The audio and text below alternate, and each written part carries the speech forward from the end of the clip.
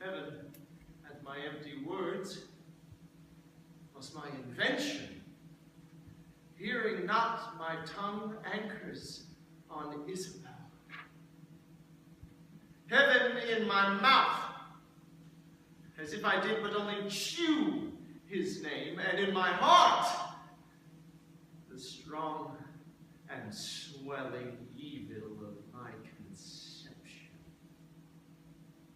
The state whereon I studied is like a good thing, being often read, grown feared, and tedious. Yea, my gravity, wherein, let no man hear me, I take pride. Could I with boot change for an idle plume, which the air beats for vain? Oh, place! Oh, form!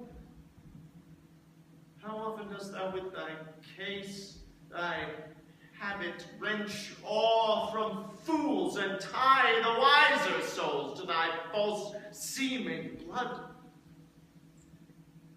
Thou art blood.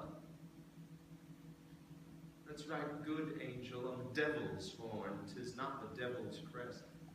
And now, who's there?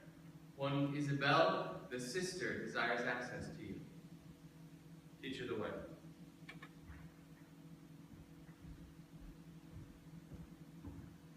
Oh, heavens! Why does my blood thus muster to my heart, making both it unable for itself, and dispossessing all my other parts of necessary fitness? So play the foolish throngs with one that swoons. Come all to help him, and so stop the air by which he should revive. And even so, the general subject to a well-wished king quit their own part, and in obsequious fondness crowd to his presence, whether untaught love must needs appear offense.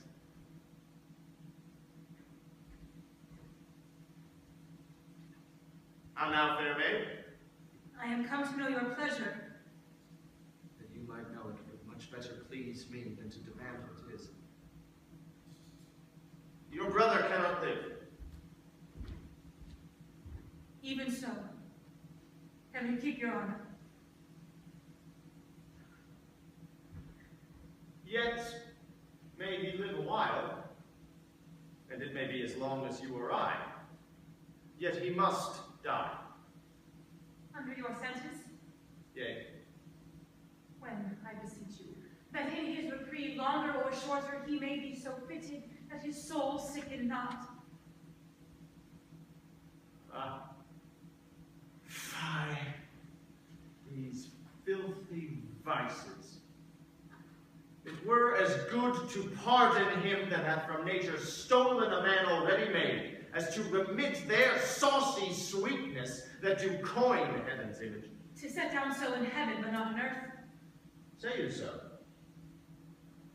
Then I shall pose you quickly, which had you rather, that the most just law now took your brother's life, or to redeem him, give up your body to such sweet uncleanness as she that he had stained? Sir, believe this. I had rather give my body than my soul. Talk not of your soul. How say you? Nay, I'll not warrant that, for I can speak against the thing I say. Answer this. I, now the voice of the recorded law, pronounce a sentence on your brother's life. Might there not be a charity in sin to save this brother's life? Please you to do it. I'll take it as a peril to my soul. It is no sin at all, but charity. Please you to do it. At peril of your soul were equal poise of sin and charity. That I do make his life, if it be sin, heaven, let me bear it.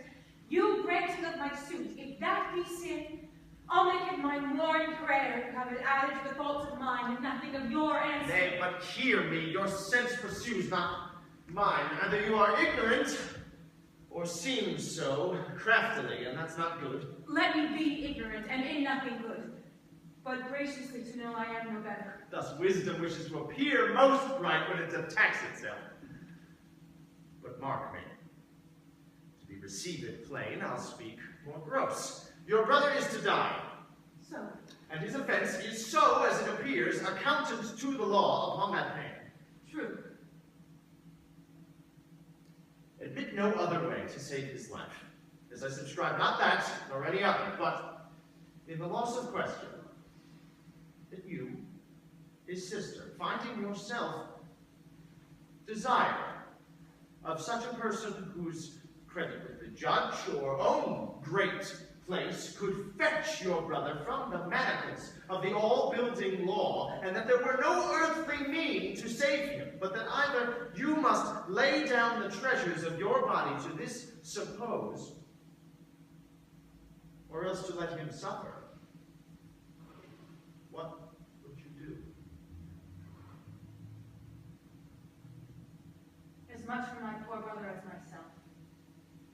That is, were I under the terms of death, the impression of keen whips I'll wear as rubies, and strip myself to death as to a bed that longing have been sick for, ere I yield my body up to shame. Then must your brother die. And 'twere the cheaper way. Better it were a brother died at once, than that a sister by redeeming him should die forever. Were not you, then, as cruel as the sentence that you have slandered so? Ignominy and ransom and free partner of two houses. Lawful mercy is nothing kin to foul redemption. You seemed of late to make the law a tyrant, and rather prove the sliding of your brother a merriment than a vice. Oh, pardon me, my lord, it oft falls out. To have what we would have, we speak not what we need. I something to excuse the thing I hate, for his advantage that I dearly love. We are all frail. Else let my brother die. Nay, women are frail too. Aye. As the glasses where they view themselves, which are as easy broke as they make forms. Women, help heaven, mend their creation mar in profiting by them. Nay, call us 10 times frail. For we are soft as our complexions are, and credulous to false prints. I think it well. And from this testimony of your own sex, since I suppose we are made to be no stronger than faults may shake our frames, let me be bold. I do arrest your words. Be that you are, that is a woman. If you be more, you're none. If you be one, as you are well expressed by all external warrants, show it now by putting on the destined livery. I have no tongue of blood, gentle my lord. Let me entreat you speak the former language. Plainly conceive, I love you. My brother did love Juliet, and you tell me that he shall die for it. He shall not, Isabel, if you give me love. I know your virtue hath a license in it which seems a little fouler than it is to pluck on others. Believe me, on mine honor, my words express my purpose. Little honor to be much believed, and most pernicious purpose seeming. I will proclaim the Angela, look for it. Sign me a present pardon for my brother, or with an outstretched throat I'll tell the world aloud what man thou art. You will believe me, Isabel.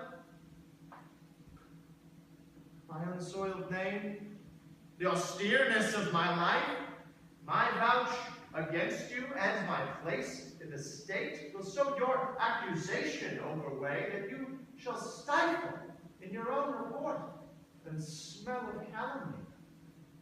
I go down. And now I give my sentence. Raise the rent. Fit thy consent to my sharp appetite, laid by all nicety and prolixious blushes that banish what they sue for.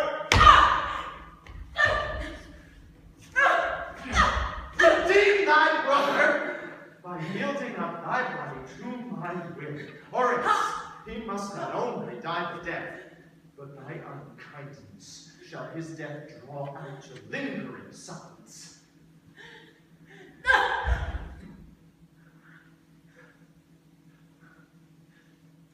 Answer me tomorrow. For by the affection that now guides me most, I'll prove a tyrant to it. As for you, say what you can. My false or ways you're true.